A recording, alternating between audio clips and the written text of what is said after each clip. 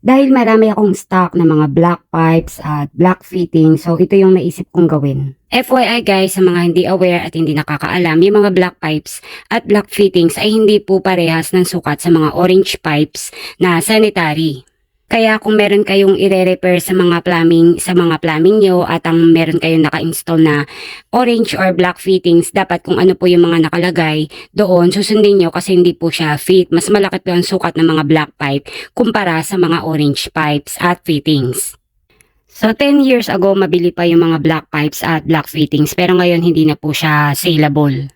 So yan, kaya ganyan kadami yung aming stock, hindi na po siya masyadong mabili ngayon. Dahil yung mga black pipes po at black fittings ay hindi po ganun kaganda ang quality. At mas mura siya kung ikukumpara sa mga orange pipe at fittings.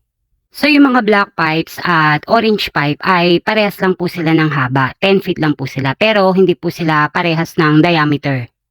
So yan, dahil nakapanood ako sa TikTok ng Ipon Challenge, nagkaroon ako ng idea para gayahin yung kanilang Ipon Challenge na container, parang ano siya, gawa sa lata. So why not gumawa din ako ng sarili kong version ng Ipon Challenge. Alam niyo ba sa aming hardware, ito yung madalas na ipakiusap ng mga customer. Yung mga excess nila at sobra po nilang mga fittings. Dahil yung mga plumber po nila, hindi po talaga sakto yung kanilang estimate sa paggawa ng kanilang mga plumbing. Kung hindi labis, kulang yung kanilang estimate. So kayo kung meron kayong mga suki na hardware store at ayaw nila magpa-change item ng mga fittings katulad niyan, so pwede niyo pong gawin itong idea na ito. So kaysa naman itapon mo, 'di ba? Di pakinabangan mo muna, gawin mo muna siyang alikansya. At dahil DIY nga siya, do it yourself. So nag-isip kami ng paraan paano siya malalagyan ng butas kung saan isusuot dun yung coins or either po pera na papel.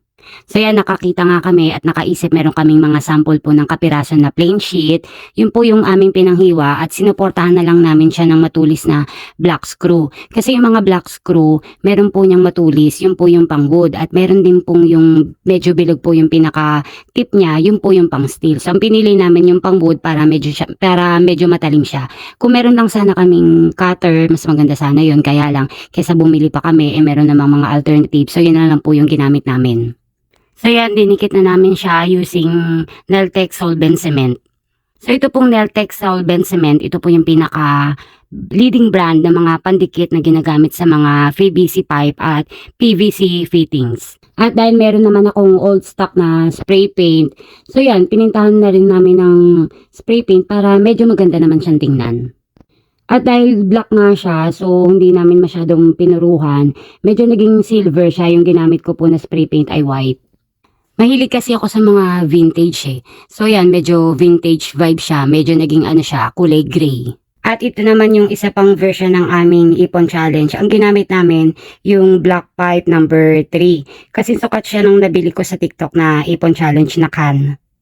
So para medyo carbon copy siya, ginaya ko na lang din yung kanyang height kung gaano kalaki yung nabili ko sa TikTok. Ganon din po yung sukat namin dun sa black pipe. Ang ginawa namin dahil nga yung black pipe po hindi mo mapagduduktong yung mga fittings kapag walang hub. Yung mga pipe kasi ng mga PVC, yung hub niya po sa isang side lang po. Yung kabilang side wala po siyang hub. Kaya gumamit kami ng coupling para mapagdikit namin yung dalawang pipe na merong hub sa kabilang dulo. And finally, ayan, nilagyan na lang namin siya ng Neltex Solvent Cement. Yun po yung ginamit naming pandikit. At yung magkabilang dulo, clean out po yung pinantakip namin sa kanya. So same procedure, nilagyan namin siya ng hiwa dun sa pinaka-clean out para magkasya yung coins or pera na papel.